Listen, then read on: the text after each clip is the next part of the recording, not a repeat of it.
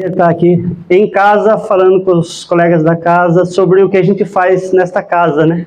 Em particular, voltado para questões de biodiversidade, serviços ecossistêmicos, num contexto de antropoceno, fogo, desmatamento, redução da qualidade de habitat, todas essas coisas que a gente vem fazendo de mudanças, né, nas nossas paisagens, e a gente tem tentado, nesse tempo que a gente vem trabalhando aqui no Departamento de Biodiversidade, aqui no Instituto de Biociências, entender padrões e processos, e a partir daí eu acho que a gente vem amadurecendo ao longo do tempo, de como que a gente discute com quem toma a decisão, com quem tem, de repente, ali o poder de implementar uma nova lei, de implementar uma nova ação dentro de áreas conservadas e áreas protegidas, dentro de municípios, dentro de empresas. Eu acho que a gente vem compilando bastante coisa nesse tempo e eu vou apresentar alguns resultados para vocês, mas no final eu vou puxar um pouco mais a discussão para algo que eu estou percebendo que a gente necessita trabalhar mais, que é o aplicado. Dentro da universidade a gente às vezes forma muito pensadores e pessoas que tentam entender e aprender, mas trabalha-se pouco o como lidar com a outra fase da vida, que é a questão da aplicação em si. E aí eu vou percorrer um pouco sobre isso. Todo professor hoje usa ChatGPT, eu não nego. Antes de fechar, de iniciar os resultados e o que a gente tem feito, a primeira coisa que eu acho que é importante, só para dar uma equalizada, é o que é a paisagem. Paisagem é um termo meio genérico, mas que dependendo do contexto ele pode ser percebido e entendido de uma maneira diferente. E aí, segundo o ChatGPT, a paisagem é um espaço em que tem elementos, as feições.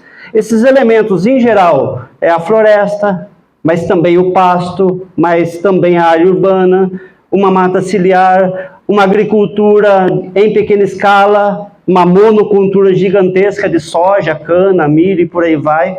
E esses elementos que compõem essa paisagem foram modificados, na sua grande maioria das vezes, pelo ser humano, né, que vem ali avançando ao longo do tempo, mas também nós temos dinâmicas naturais. Por exemplo, o cerrado ele tem a sua própria heterogeneidade. A heterogeneidade são ambientes diferentes, e que tem a sua dinâmica, que o fogo faz parte, que ambientes mais florestais até extremamente abertos, os campos estão ali numa dinâmica de interações, de elementos, e os processos ecológicos que ali ocorrem são influenciados por esses contextos, né?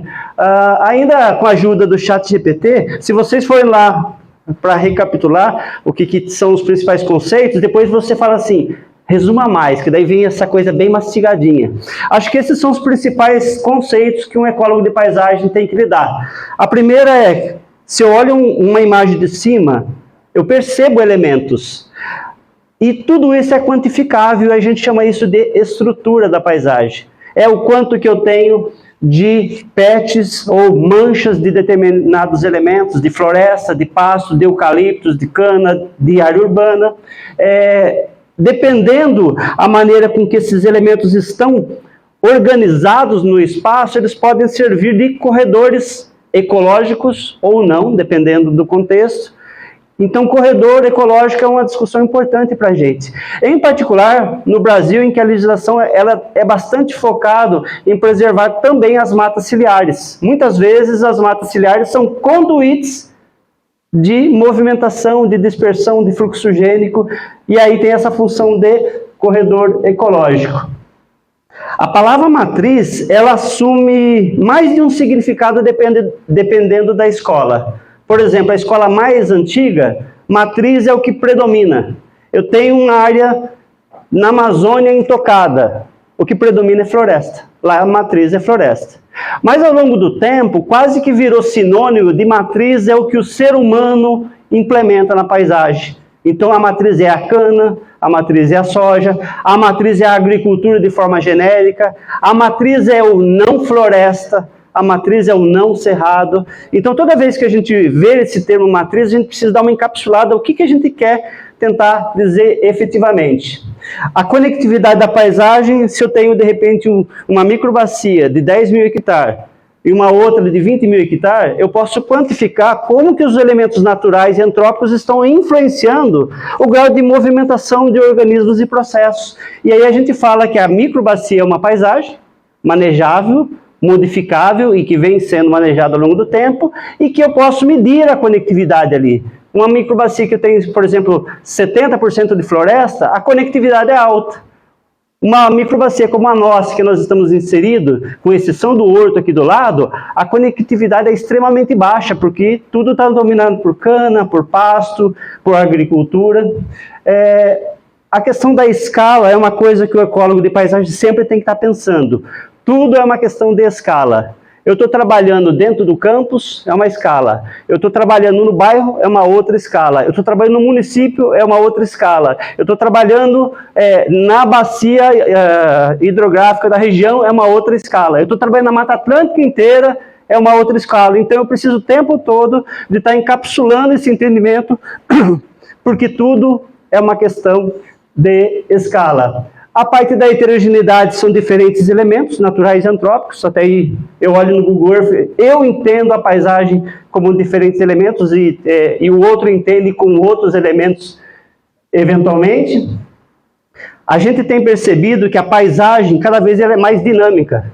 E o dinamismo não necessariamente é numa direção negativa. Eu tenho áreas da Mata Atlântica que eu estou perdendo floresta, e tenho áreas que estão sendo restauradas, abandonadas, regeneradas. Então essa dinâmica, ela influencia os processos nas duas direções. Ora o processo ecológico está sendo comprometido, ora ele está sendo favorecido numa direção de um futuro melhor, e tudo depende de qual é o histórico da região, quais são os interesses que a gente tem ali. Serviços ecossistêmicos a gente vai falar um pouco mais para frente, mas o mais importante é paisagem no antropoceno. O ser humano é o elemento, é o grupo de agente que mais influencia essas paisagens. A gente tem aqui no departamento 2 grandes projetos que a gente tem vinculado ao laboratório: a pesquisa ecológica de longa duração no corredor Cantareira-Mantiqueira, que acontece principalmente na região de Bragança, Nazaré Paulista, naquele contexto mais bragantino ali, indo para a Serra da Mantiqueira, e o Conexão Mata Atlântica, que é um projeto, junto com o Estado de São Paulo, com a Secretaria do Meio Ambiente, com a Fundação Florestal, para tentar entender como que a mudança que a gente pode implementar numa determinada propriedade beneficia biodiversidade e serviços ecossistêmicos. Aqui a gente tem um recorte do corredor Cantareira-Mantiqueira. Deixa eu ver, o negocinho tá feio aqui. Aqui a gente tem a cidade de São Paulo. Cada círculo desse é uma paisagem com 5 quilômetros. Cada pontinho é um sítio potencial de amostragem. A gente sai desde paisagens com quase 100% de floresta, até onde o boi fugiu com a corda, ninguém sabe mais o que vai acontecer, porque tem só 5% de mata. Ao mesmo tempo que a gente tem esses círculos amostrais, a gente também tem microbacias amostrais, porque ora eu tento entender processo ecológico terrestre ou não aquático, e ora eu tento entender processos ecológicos aquáticos, e aí a gente usa as microbacias comunidades. Falando um pouquinho de resultados, a Paula Montanhana, ela trabalhou basicamente com vespas e abelhas, usando ninhos armadilhas, assim como faz o nosso colega Jean Pablo aqui, e ela viu que a heterogeneidade da paisagem influencia fortemente esses organismos. Geralmente, muitos processos, a gente pensa assim, mais floresta é melhor. Só que dependendo do organismo do processo, mais diversidade de ambiente é melhor. Isso quer dizer que eu vou perdendo floresta, mas eu vou recebendo outros elementos, e que eventualmente isso pode estar favorecendo algum processo. O Bruno, trabalhando com dados de avifauna, também para tentar entender heterogeneidade, ele viu que a diversidade filogenética de avifauna, que foi registrado com ponto de escuta, é influenciado pela heterogeneidade de paisagem. Paisagem mais homogênea, menor diversidade filogenética; paisagem mais heterogênea, representada pelas cores, maior a diversidade filogenética. Esse estudo ele foi feito numa outra dimensão, ele foi feito basicamente utilizando dados da Mata Atlântica inteira, e aí a Paula Ribeiro e mais o Fábio Barros, eles trabalharam com dados de aves e dados de anfíbios. O SP quer dizer uma abordagem mais taxonômica e o FUNC mais funcional, para anfíbios e para aves. O que a gente viu que para os anfíbios, a vegetação pioneira e o eucaliptus foram importantes para explicar a diversidade funcional e taxonômica. Quando eu falo que foi importante para explicar, não quer dizer que foi positivo. Pode ser que foi negativo. Mais eucaliptus, pior é. Mais vegetação pioneira, menos vegetação mais antiga, pior é. E quando a gente vai trabalhar com a avifauna, com as aves, a floresta, eucaliptos e áreas úmidas foram importantes para explicar tanto a parte taxonômica quanto a parte funcional.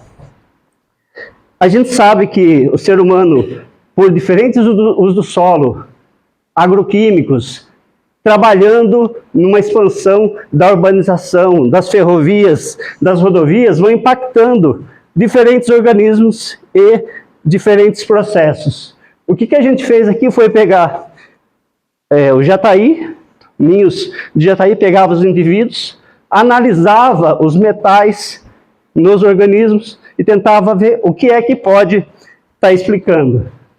Basicamente, as estradas, as áreas degradadas, a quantidade de solo exposto, a área urbana e a pastagem tiveram níveis diferentes de impacto, mas se a gente for ver o que mais influenciou foi a quantidade e proximidade de rodovias. Então, o nível de toxicidade nesses organismos está sendo influenciado basicamente pelos poluentes atmosféricos que a gente tem associado aí ao que o homem tem utilizado das nossas paisagens. Marcelo também pegou e viu o fluxo gênico desses organismos.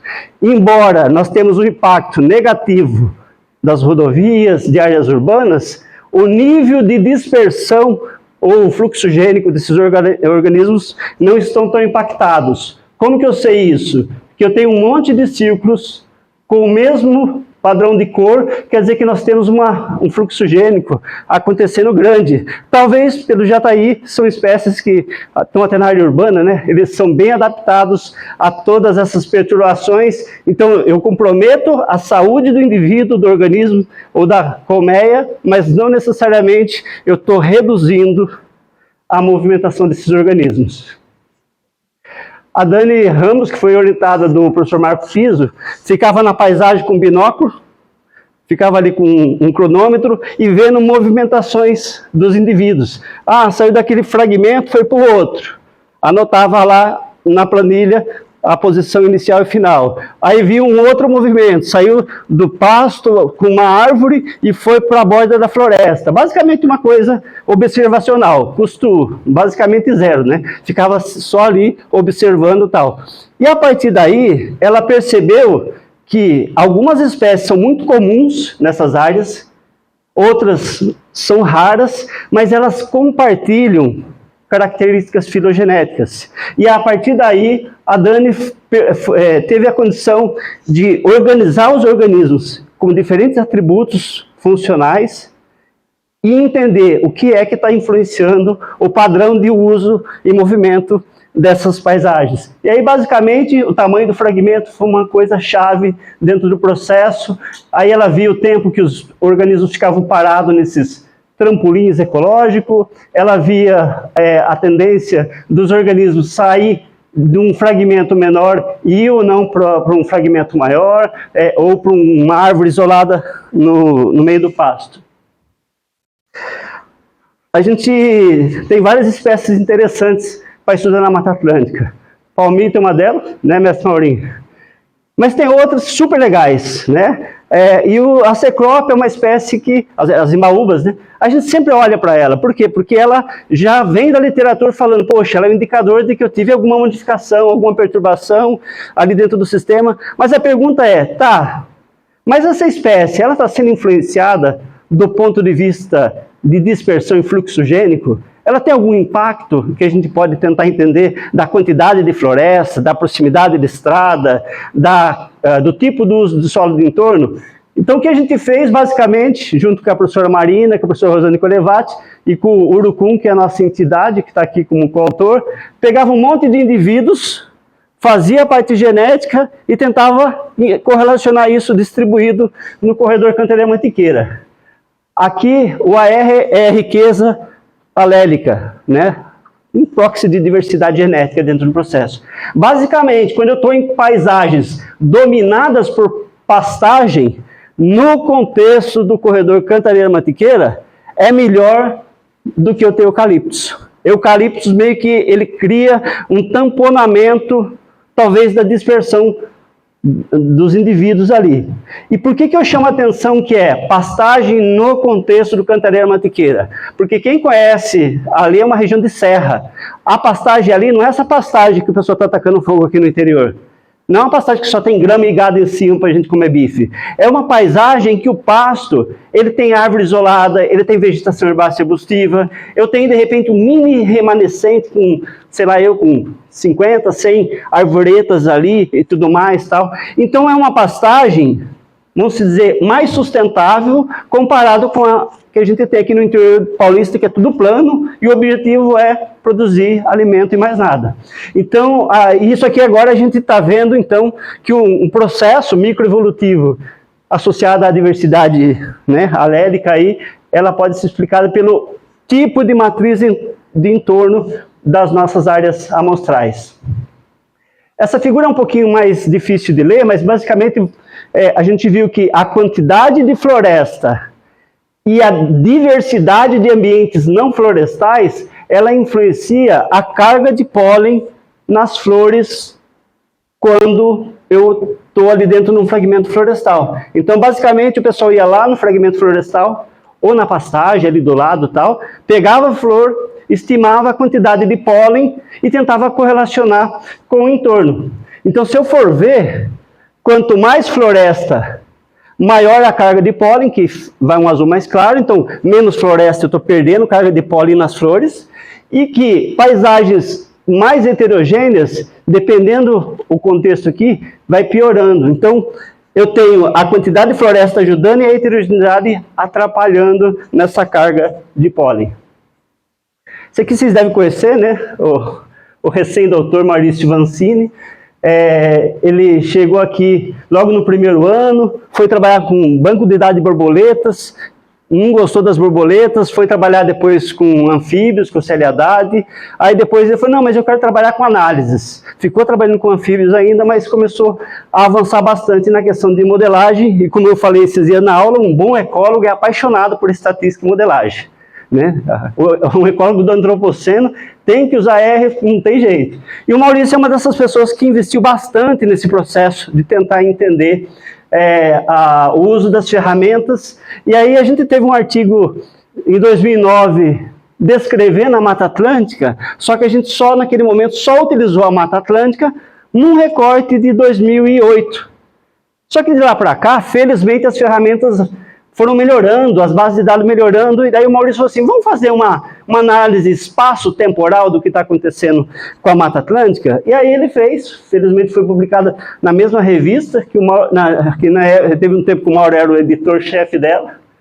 Aí a gente pegou a Mata Atlântica inteira, e aqui a gente tem classes de tamanho de fragmentos, menor que 1 hectare, de 1 a 5, menor que de 5 a 10, de 10 a 50 e por aí vai. E a gente tem a Serra do Mar ali que, tirando o que corta ela às vezes, ela tem um pouco mais de 1 milhão de hectares. É o nosso maior bloco florestal que a gente tem na Mata Atlântica.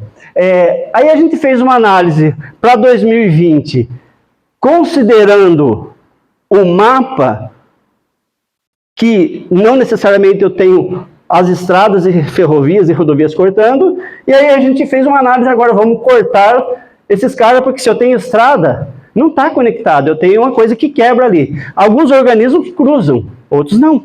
Depende do processo que eu estou interessado, da espécie, do atributo funcional, da mobilidade. Então, se eu considero as estradas e rodovias, e linhões, e oleodutos, gasodutos, como cortadores dessas florestas, em vez de eu ter um maciço florestal de 1 milhão de hectares, eu já começo a ter que o maior remanescente, no máximo, tem a metade disso, por conta, basicamente, das ferrovias, das rodovias, principalmente, que cortam a Serra do Mar. Aí o que a gente viu, diferente daqueles quantitativos lá de 2009, que em vez de ter 12% de floresta, eu tenho 23%. Primeira coisa, por que em 2009 a gente falou que tinha 12 a 16 e agora a gente fala que tem 23? Aumentou a floresta? Talvez. Mas a primeira coisa, o nosso mapa é muito melhor hoje. Hoje eu mapeio menor do que 3 hectares. Na época, todos os fragmentos menor que 3 hectares não eram mapeados, não tinha qualidade para fazer isso. Então, a primeira coisa, nós passamos a mapear de forma mais fina. A segunda é que nós temos uma dinâmica da Mata Atlântica. Eu tenho locais que eu estou perdendo e locais que eu estou ganhando. Eu tenho um monte de projetos, inclusive em escala de Mata Atlântica e até nacional, estimulando a restauração florestal, a regeneração florestal, e isso tudo tem impacto sobre o processo. Aí a gente tem visto que ainda a gente está perdendo floresta, de 86 para 2020 a gente perdeu 2,4, é bastante. Para quem tem 20%, 2,4 é eu perder 10% disso, é muita coisa ainda, né? E, em particular, a gente está perdendo no entorno de áreas protegidas, perto dos grandes maciços florestais, o que é péssimo, na verdade. A gente perdeu nesse tempo, a gente ganhou nesse tempo 1 milhão de hectares, mas a maior parte são fragmentos pequenininhos. Alguém abandona uma pastagemzinha no fundo de uma área pouco produtiva. É legal, melhor isso do que nada. Mas, do ponto de vista de manutenção de biodiversidade e processo ecológico em longo prazo, não necessariamente resolve. A gente precisa pensar num sistema, a gente fala de tentar convencer os proprietários a fazer mini condomínios de restaurações e regenerações nos pontos-chave, da onde eu aumento a conectividade. Mas, em geral, o seu Joaquim faz a sua tomada de decisão, a dona Silva outro, o seu Manuel outra, e não conversam, tipo, poxa, vamos pensar de uma outra maneira? E aí dentro disso a gente desenvolveu ferramentas para tentar otimizar esse manejo, né, participativo e tudo mais, e a gente está testando isso com a Secretaria do Meio Ambiente. E depois aqui a questão das estradas, eu já falei, e que a maior parte dos fragmentos, infelizmente, da Mata Atlântica, estão muito próximos da borda. O que é muito próximo da borda? A menos de 100 metros da borda. Então, isso é ruim, quer dizer, se eu tenho muito fragmento que no máximo está a 100 metros de um pasto, quer dizer que é um fragmento pequeno, cheio de efeito de borda ali dentro do processo. Na linha de serviços ecossistêmicos, ou uma nova discussão, Nature Contribution to People, que vai bem na linha dos Nature Based Solutions, né, as soluções baseada na natureza, eu tenho que entender de forma pragmática, serviço ecossistêmico não é para a fauna e para a flora, é para nós. Quando eu falo serviço ecossistêmico, o beneficiário final não é o bichinho, a plantinha, o processo ecológico, é o ser humano. Senão não é conceitualmente ecosystem service, é ecosystem function ou alguma coisa assim. Dentro desse processo, tem um monte de projetos que estão trabalhando em quantificar serviço ecossistêmico. É fácil quantificar? Não, porque senão todo mundo estava quantificando serviço ecossistêmico o tempo todo. A maior parte das vezes é conversa, de uma boa intenção, vamos manter o serviço ecossistêmico. Está mantendo? Eu não sei, porque eu nem sei o serviço que eu tenho que proteger de repente, né? E aí a gente começou a trabalhar com isso, e a gente escolheu alguns sisteminhas para a gente pegar e quantificar os serviços. Nesse caso, a gente usou o café como um cultivo-chave, ali no contexto Poços de Calda, é uma região bastante produtiva de café ali, e aí a gente ia medir os serviços ecossistêmicos, que a gente mediu 2 nas áreas produtivas, com uma perspectiva de paisagem, porque é o que a gente trabalha. Então, o Hugo, ele estabeleceu esse sisteminha tritrófico. A planta do café o processo ecológico ali, de repente, ou o bicho que ataca as folhas, que é o bicho mineiro, porque ele mina a folha e não porque ele é de Minas Gerais, e as vespas, que é o controle biológico. A vespa que vai lá e pega na folhinha, arranca a lagartinha e devolve um mínimo de saúde para aquela planta. A primeira coisa que a gente viu, que a quantidade de folhas minadas, o que é uma folha minada? Ela perdeu parte da saúde e das funções fisiológicas dela. Quanto mais floresta eu tenho no entorno, menos folha danificada. Então esse é um serviço. Ele é quantificável. Por que ele é um serviço? Porque a saúde da folha e a saúde da planta determina a quantidade e a qualidade dos frutos e da produção que eu vou ter ali e do outcome dentro do bolso do proprietário. Então esse é o primeiro serviço. Quer menos dano nas suas plantas de produção de café? Deixe mais floresta no entorno. E aí, observe que nós quantificamos isso num raio de 250 metros, porque é bem o contexto no entorno das áreas produtivas.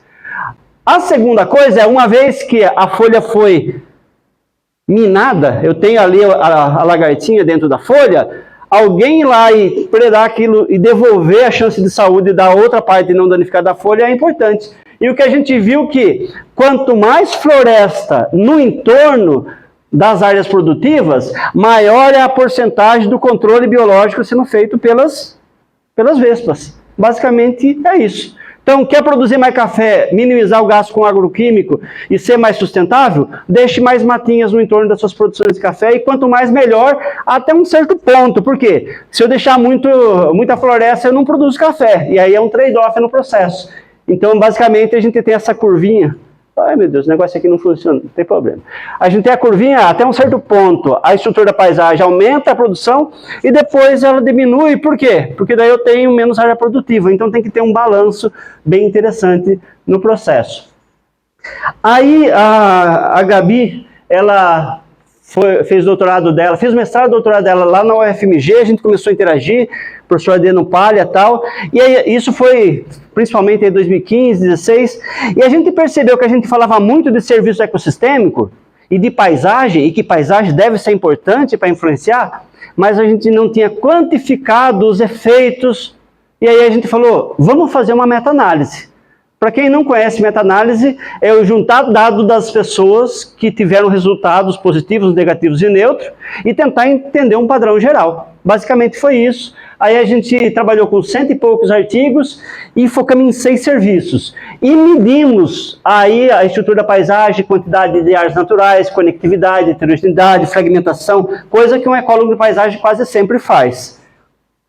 Só para ficar em 3 serviços, a qualidade da água ela é influenciada positivamente pela complexidade da paisagem, pela porcentagem de áreas não agrícolas, pela porcentagem de área natural, pela agregação desses ambientes, é negativamente influenciada pela heterogeneidade, porque a heterogeneidade não necessariamente é uma heterogeneidade natural, mas ela é muitas vezes antrópica, agrícola também dentro do processo, e a conectividade foi importante, e a fragmentação que a gente fala tanto, que é quebrar a paisagem em elementos independentes, não foi importante.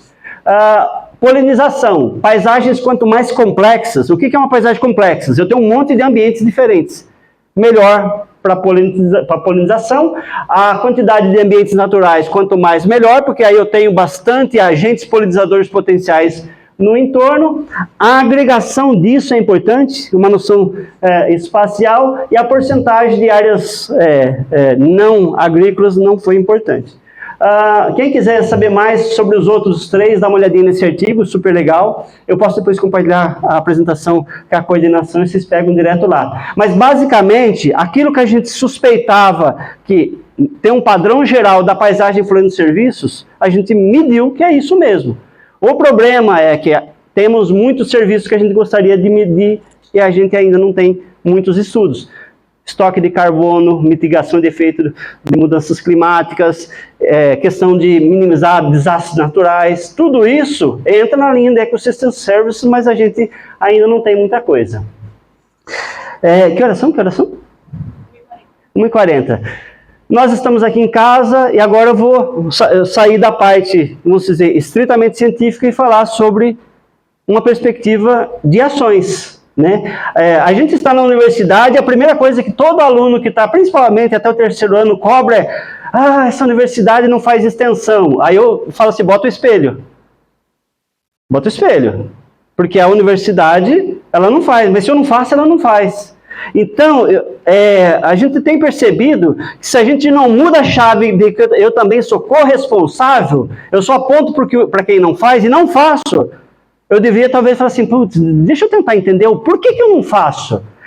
Ah, não é falta de tempo, porque tempo é prioridade. Todo mundo tem tempo para muita coisa. A questão é eu priorizo isso e a gente tem trabalhado nessa perspectiva de virar essa chave.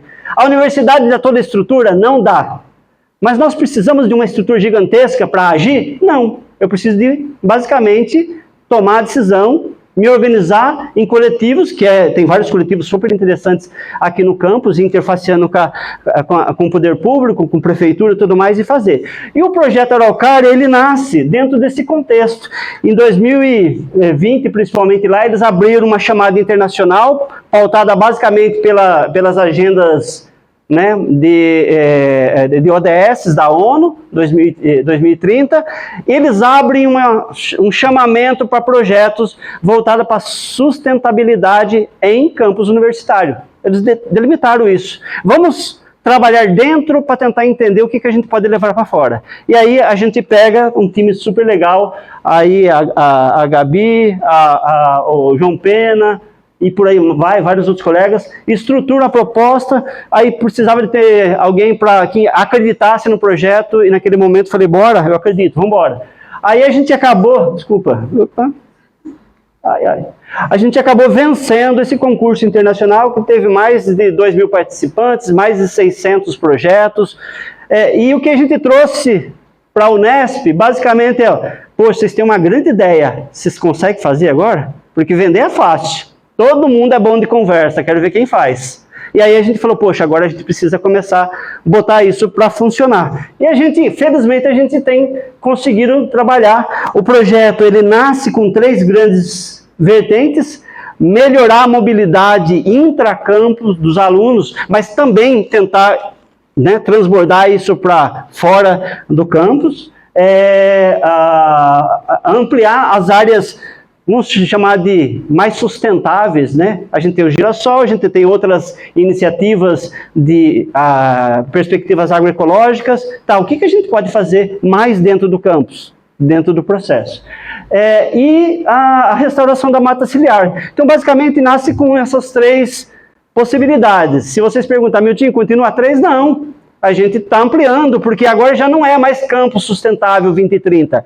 É sustentabilidade e inovação, e usando aqui como um polo de incubamento de iniciativas. E de levar para outros campi, outras universidades, e para fora, junto com o poder público ou para as empresas. Poxa, como que a gente discute sustentabilidade? E cada contexto é ímpar.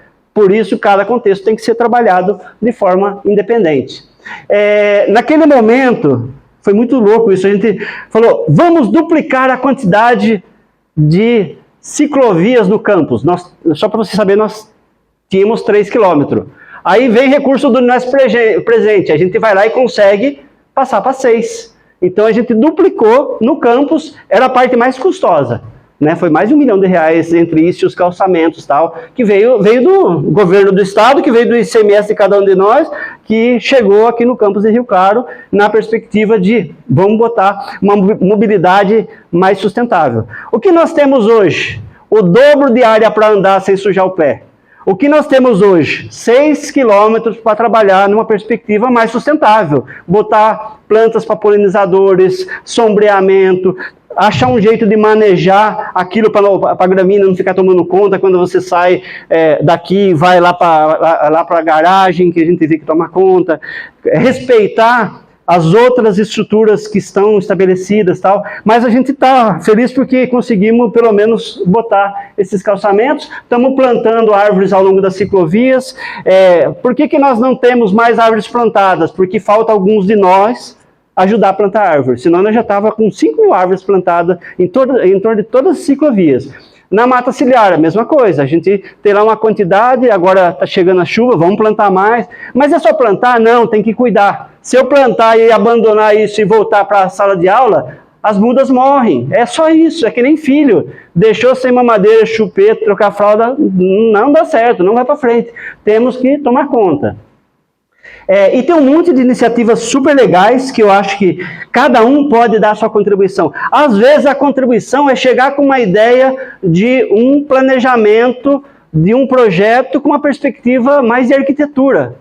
Essa é a minha contribuição. Ou a minha contribuição, de repente, é ir lá fazer uns videozinhos e postar, falar, olha, nós estamos precisando de manejar de forma diferente aqui. Esses dias atrás, a pessoa instalou lá as caixas duas caixas de abelhas para pegar e maximizar essa questão de polinizadores dentro do processo. Aí vem o pessoal do campus, aí fala assim, ei, vocês colocaram lá, mas vocês viram se tinha fibra ótica passando? E nem pensamos. Na próxima vez, tome cuidado, porque tem um monte de coisas escondidas subterrâneas. Então, beleza, então a gente tem que passar por esse processo de formalização o tempo todo, e a burocracia mata. Fazer é mais fácil do que vencer a burocracia. Felizmente, dentro desse processo, um conjunto de instituições de ensino no Brasil começaram a submeter os seus projetos de sustentabilidade e inovação, e a Unesp fez isso em 2023 e foi agraciada com um selo ODS Educação, e dos 7 projetos que foram submetidos pela Unesp para dar esse selo para a Unesp inteira, um deles é o nosso humilde projeto Araucária aqui em Rio Claro.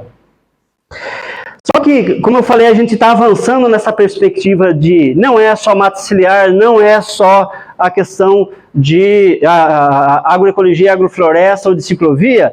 Todas as possibilidades nós temos que lidar. Só que nós não temos a ideia do que são todas essas. E vocês, com certeza, têm um monte de ideias super legais.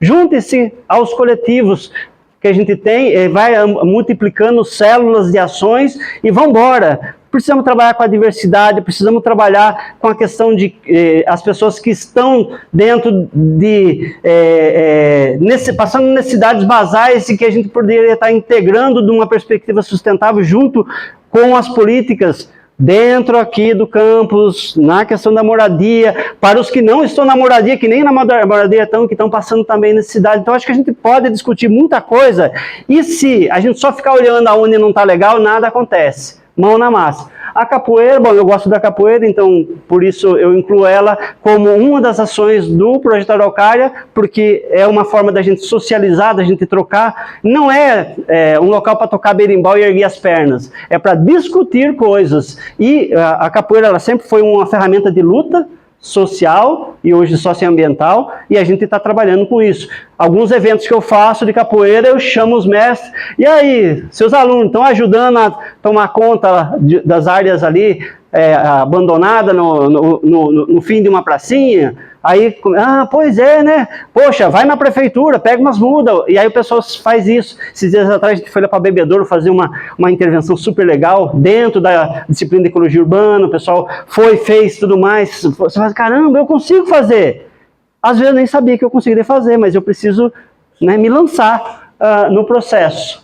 E aí, fechando esse ciclo, eu entrei no terço final burocrático da minha carreira, então não estou preocupado com produzir papers, né? Os papers de 10 a 15, 20 por ano vai acontecer por conta dos projetos e da rede de interação e por conta do CEPID. Tá, isso está acontecendo, mas e a preparação das próximas gerações e até da geração que vocês são e estão? Como que a gente lida com isso? E aí a gente tem um projeto lá, o professor Mauro faz parte também, a professora Aline também, o professor Gabriel também, que é o Centro de Formação de Jovens Cientistas. Tem um monte de subprojetos, né, alguns liderados de maneiras diferentes, e o Centro de Formação de Jovens Cientistas aqui são jovens de 13 a 17 anos que estão trabalhando neste momento, no desenvolvimento de um jogo computacional, porque essa galera adora jogar, sabem jogar, e eles estão trabalhando para desenvolver um jogo que vai ser ferramenta de ensino para jovens entre 8 e 13 anos sobre biodiversidade, serviços ecossistêmicos, mudanças climáticas, antropoceno, tomada de decisão. Então o jogo em si vai ter jogadores que só aparece como informação, o Jean vai lá, ó, polinizador é importante, lá no Cantaria Mantiqueira tem esses bichos, tem essas plantas, tem essa gravação do bugio, antes de ter perdido o bugio ali e tudo mais, tal. Então, os alunos estão trabalhando dentro dessa perspectiva. A ideia é que, entre o final do ano e o início do ano, a gente tenha uma primeira versão completa dele. Basicamente, o jogo, ele começa na Mata Atlântica extremamente degradada, diga-se, 5% de floresta, e o jogador vai evoluindo e desenvolvendo estratégia, ele tem que tomar decisão. Não é o jogo que leva a decisão, é ele que toma a decisão. Né? O primeiro desafio na paisagem 5% de Mata Atlântica eu preciso de manejar a pastagem de forma mais sustentável. O que eu vou fazer? Aí vem lá um jogadorzinho que só traz uma informação, você pode manejar diferente, faça assim, lá a Embrapa desenvolveu o método tal, teste isso. Aí o jogador, mesmo que ele não tome uma solução ótima, ele avança para a próxima etapa. Mas de repente ele chega lá e ele fala, eu não consegui implementar o serviço ecossistêmico tal que eu pedi lá atrás. Ou eu não consegui dar condições nessa paisagem para a anta voltar a recolonizar de repente ali, a Queixada e por aí vai e tal. E no Cerrado é a mesma coisa, né? Então a gente está começando do extremamente degradado para o mais conservado, o foco é ali em torno de 60% de ambiente natural para tentar entender, e a parte Cerrado, conversando com a Rosane Colevati, os alunos pegaram, botaram ela lá, ela falou assim, o que vocês querem saber de mim? Tia, nós queremos saber o que é o problema maior numa região de cerrado com 5% de vegetação nativa. Ela falou, é água. Beleza, então, pessoal, a partir de agora, a missão é água. Nós vamos desenhar uma estratégia para que o jogador entenda a importância de trabalhar no manejo da paisagem, tomar decisão para aumentar a quantidade e qualidade de água dentro desse processo. O Centro de Formações é um laboratório que foi criado para esse pessoal. O objetivo é que vão ter novas gerações, mas ao final desse 1 ano e pouco, que agora o ano já passou, né, Mauro? Vai ter mais agora, que a gente teve uma fase muito mais de aquecer o pessoal, que eles motivem as outras gerações e eles se propaguem na linha de ser alguém que entre na universidade já com a outra base, já com uma outra leitura do que é uma perspectiva mais sustentável, responsável, os conceitos e tudo mais, mesmo que no caso deles a maior parte é de computação. Mensagem final dentro desse processo, a gente entendeu que a mudança da paisagem ela influencia um monte de organismos, processos e tudo mais. Nós estamos no momento de inverter situações e eventualmente reabilitar processos, devolver chance de organismos estarem aí, só que a gente não pode perder de vista que as mudanças climáticas estão assim extremamente intensas dentro desse processo, e o que eu percebo é que o pessoal de paisagem trabalha aqui, o pessoal de mudança climática trabalha ali, e a gente tem uma ponte meio suspensa, é quase uma corda, né? Eu acho que a gente precisa interfacear cada vez mais, embora a gente desenvolveu várias coisas, e tem desenvolvido várias coisas com perspectiva paisagem, climate dentro do processo, a gente precisa aumentar muito mais isso, em particular para ver em que momento a mudança climática ela pode até impedir que eu consiga trabalhar alguns sistemas. A gente já viu isso, né? Focando em processo ou focando em algumas espécies. E eu acho que a gente tem aí um cardápio gigantesco para a gente trabalhar. É isso, eu agradeço bastante, acima de tudo, os alunos, né? A gente consegue condições, motiva, mas no fim de tudo quem faz é o graduando, é o mestrando, é o doutorando, é o pós-doc, alguém, de repente, da Secretaria do Meio Ambiente que trabalha ali com a gente e tal, e por isso, se vocês olharem nos logos, vocês vão ver, né, o pessoal de áreas protegidas, o pessoal da Secretaria do Meio Ambiente, da DEFAL, o pessoal de apoio de RPPN no campo, né? É muito custoso tudo isso, mas felizmente eu vejo que a gente está vivenciando um momento super interessante, em particular com o Primo Rico Cepide. Obrigado.